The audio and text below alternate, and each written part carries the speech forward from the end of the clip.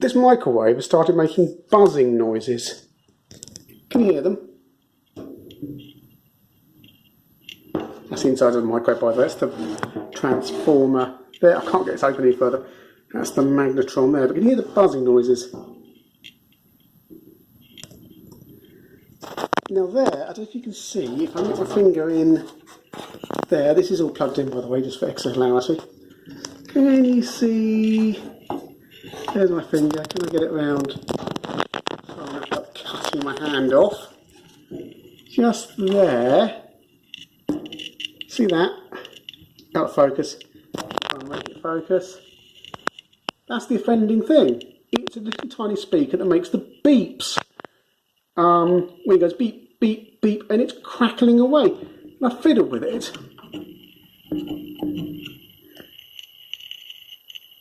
I don't think it's a dry joint. It must be this circuit board up here. So I have to live with buzzing, I guess. I don't think it's a terminal problem. Careful of the transformer tuning. But yeah, weird one. It's the little speaker making what it sounded like electric arcing noises, but no, it's just, yeah, making noises. I'll top, isn't it? Oh, there you go. That thing there. How weird.